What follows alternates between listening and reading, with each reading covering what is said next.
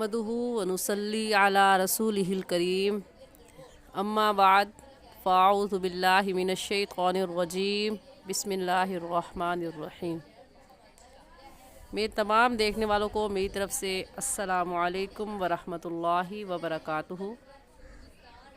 उम्मीद करती हूँ कि आप सब खैरियत से होंगे और दुआ है कि अल्लाह जल्ला शानुहु आपकी तरफ बढ़ने वाले हर शर को खैर में बदल दे। आमीन सुम्मा आमीन। आज के सबक में हम सूरतुद दहर का आखिरी सबक पढ़ेंगे। आपसे गुजारिश करूँगी कि आप इस सबक को सुने, बार बार सुने और सुनकर अपनी तजवीद की गलतियों को दुरुस्त करें और सदक़े जारिया की नीयत से शेयर भी ज़रूर किया करें ताकि ज़्यादा से ज़्यादा मखलूक़ खुदा इस वीडियो से नफ़ा हासिल कर सके। क्योंकि आप सल्लल्लाहु अलैहि वसल्लम ने इरशाद फरमाया कि माल से भी ज़्यादा नफ़ेमंद या फ़ायदेमंद चीज़ क्या है? इल्म का सदका करना। यानी इल्म का सदका करना माल से भी ज़्यादा अफजल सदका है।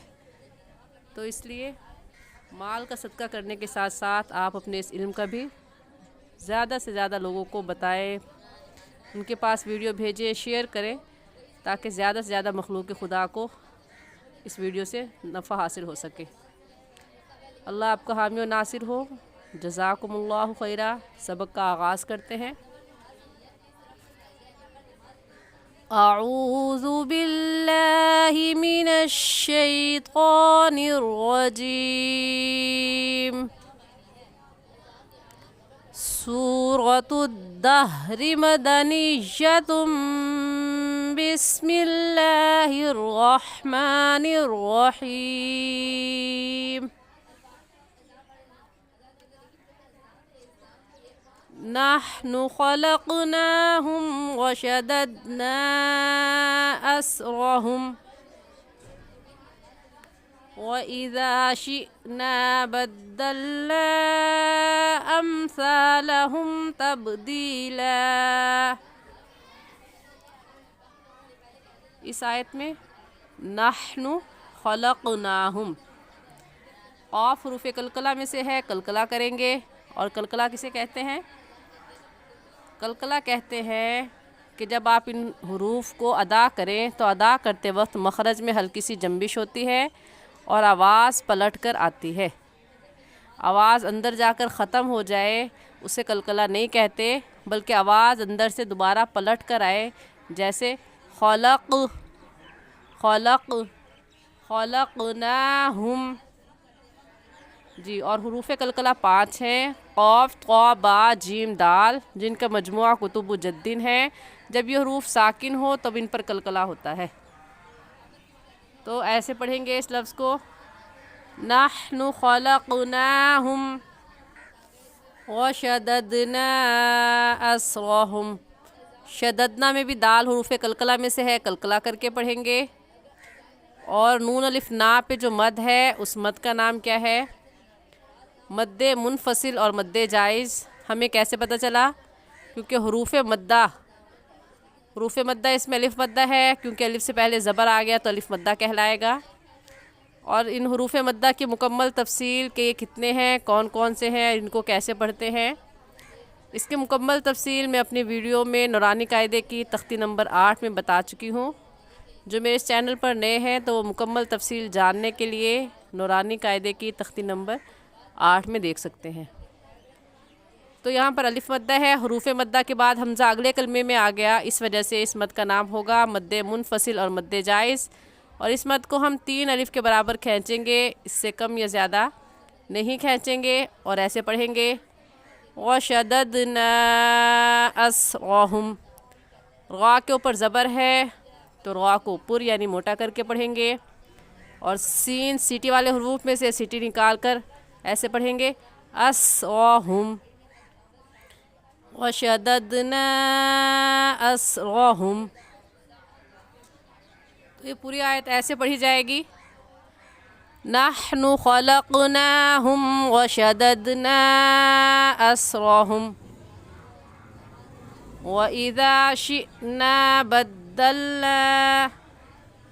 व इज़ा اس میں ذال نرم حروف میں سے ہے، نرمی سے پڑھیں گے، اور واو کا مخرج ہے کہ دونوں ہونٹوں کو گول کر کے واو ادا ہوتا ہے۔ جب ہم اپنے دونوں ہونٹوں کو گول کریں گے تو ایسے پڑھیں گے وَإِذَا، اور مخارج کی بھی مکمل تفصیل میں نورانی قاعدے کی پہلی تختی میں بتا چکی ہوں۔ ذال نرم حروف میں سے ہے اور ذال کا مخرج یہ ہے کہ زبان کی نوک کو دونوں دانتوں کے درمیان میں لانے سے ذال نکلتا ہے، تو ایسے پڑھیں گے وَإِذَا شِئْنَا، حمزہ ساکن ہے، جھٹکا دے کر پڑھیں گے۔ شینا کہنا غلط ہے اور صحیح ہے جھٹکا دے کر شِئْنَا بدلنا، نون الف نا، اس کے اوپر مد ہے اور اس مد کا نام بھی مد منفصل اور مد جائز ہے، کیونکہ حروف مدہ کے بعد حمزہ اگلے کلمے میں آ گیا ہے، تو اس کو 3 الف کے برابر کھینچیں گے اور ایسے پڑھیں گے بدلنا امثالہم تبدیلا۔ امثالہم کی میم ساکن پر ہم غنہ نہیں کریں گے، کیونکہ قاعدہ یہ ہے کہ میم ساکن کے بعد با یا میم آ جائے اس صورت میں میم ساکن پر غنہ کرتے ہیں، تو یہاں پر میم ساکن کے بعد نہ با ہے اور نہ ہی میم، تو اس میم پر ہم غنہ نہیں کریں گے بلکہ جلدی سے پڑھ جائیں گے امثالہم تبدیلا، اور با پر کلکلا کر کے پڑھیں گے کیونکہ با حروف کلکلا میں سے ہے۔ تو پوری آیت کو ایسے پڑھیں گے وَإِذَا شِئْنَا بَدَّلْنَا أَمْثَالَهُمْ تَبْدِيلًا إِنَّ هَذِهِ تَذْكِرَةٌ، انّا میں نون مشدد ہے اور نون مشدد پر ہمیشہ غنہ ہوتا ہے، غنہ کر کے پڑھیں گے، اور تذکرہ میں گول تا پر جب وقف کرتے ہیں تو وہ ہا بن جاتی ہے، تو ایسے کہیں گے تذکرہ فمن شاء اتخذ الى ربه سبیلا۔ فمن کی نون ساکن پر غنہ کریں گے کیونکہ نون ساکن کے بعد حروف ہلکی جو کہ 6 ہیں، حمزہ ہا، عین ہا، غین خا، ان میں سے کوئی لفظ نہیں آیا، اس وجہ سے نون ساکن پر غنہ کریں گے اور ایسے کہیں گے فمن شاء، شاء پر مد ہے اور اس مد کا نام ہے مد متصل اور مد واجب۔ ہمیں کیسے پتہ چلا؟ کیونکہ حروف مدہ کے بعد حمزہ اسی کلمے میں ہے، اس وجہ سے اس مد کا نام ہوگا مد متصل اور مد واجب، اور اس مد کو ہم 4 الف کے برابر کھینچیں گے، اس سے کم یا زیادہ نہیں کھینچیں گے۔ ایسے پڑھا جائے گا فمن شاء اتخذ الى ربه، ہا کے نیچے کھڑی زیر ہے، 1 الف کے برابر کھینچیں گے ربه سبیلا، زبر کی تنوین میں ایک زبر پڑھا جاتا ہے، اس وجہ سے سبیل ایسے وقف نہیں کریں گے بلکہ کہیں گے سبیلا۔ پوری آیت ایسے فمن شاء اتخذ الى ربه سبیلا وما تشاءون الا ان يشاء اللہ۔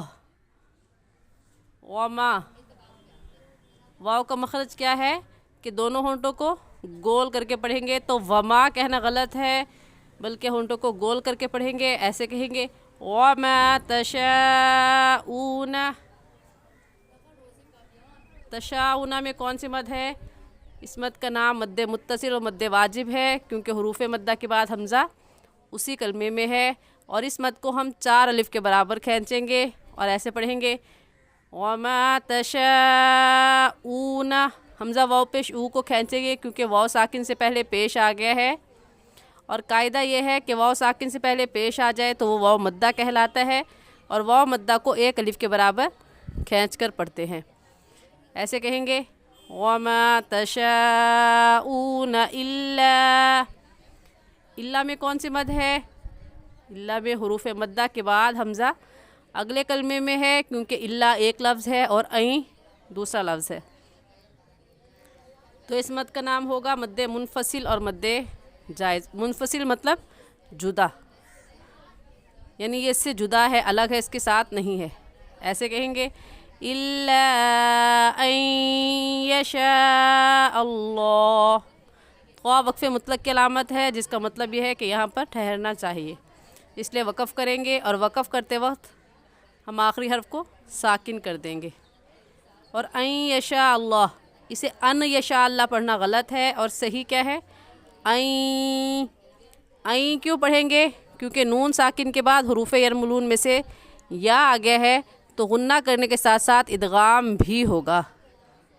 ادغام مطلب اس نون ساکن کو اگلے لفظ کے ساتھ ملا کر پڑھیں گے، اور ایسے کہیں گے این یشاء اللہ ان اللہ کان علیما حکیما. ان اللہ میں نون مشدد ہے، غنہ کر کے پڑھیں گے، اور لفظ اللہ سے پہلے والا لفظ نون ہے جس کے اوپر زبر ہے، اس وجہ سے اس لفظ اللہ کو موٹا کر کے پڑھیں گے. اور موٹا کرنے کا طریقہ کہ آپ کے دونوں ہونٹ گول ہو جائیں. ایسے کہیں گے ان اللہ کان علیما حکیما. علیمن کی تنوین پر ہم غنہ نہیں کریں گے، کیونکہ تنوین کے بعد حروف حلقی میں سے حا آ گیا ہے، اس وجہ سے اس تنوین پر ہم غنہ نہیں کریں گے. اور ایسے کہیں گے علیما حکیما. یدخل من یشاء فی رحمتہ والظالمین اعد لهم عذابا علیما. یدخل من یشاء، من یشاء میں نون ساکن کے بعد حروف یرملون میں سے یا آ گیا ہے، تو غنہ کرنے کے ساتھ ساتھ ادغام بھی کریں گے، اور ایسے کہیں گے من یشاء میں مد متصل اور مد واجب ہے، کیونکہ حروف مدہ کے بعد حمزہ اسی کلمے میں ہے، اس وجہ سے اس مد کو 4 الف کے برابر کھینچ کر پڑھیں گے، نہ اس سے کم اور نہ ہی اس سے زیادہ. فی رحمتہ، خواہ وقف مطلق کی علامت ہے، تو یہاں پر وقف کریں گے اور آخری حرف کو ساکن کر دیں گے، تو ہو جائے گا رحمتہ. والظالمین اعد لهم عذابا علیما. زبر کی تنوین پر ایک زبر پڑھا جاتا ہے، اس وجہ سے علیم کہنا غلط ہوگا، اور صحیح ہوگا علیما. میں امید کرتی ہوں کہ آج کا سبق آپ کو اچھے سے سمجھ میں آ گیا ہوگا کہ تجوید کے ساتھ کیسے پڑھنا ہے. پھر بھی اگر آپ کو کچھ سمجھ نہ آئے، آپ کچھ پوچھنا چاہیں، تو آپ کمنٹ میں پوچھ سکتے ہیں. ایک بار پھر سے سبق کو رپیٹ کر لیتے ہیں. اعوذ باللہ من الشیطان الرجیم، بسم اللہ الرحمن الرحیم. نحن خلقناهم وشددنا أسرهم وإذا شئنا بدلنا أمثالهم تبديلا. إن هذه تذكرة فمن شاء اتخذ إلى ربه سبيلا. وما تشاءون إلا أن يشاء الله. إن الله كان عليما حكيما.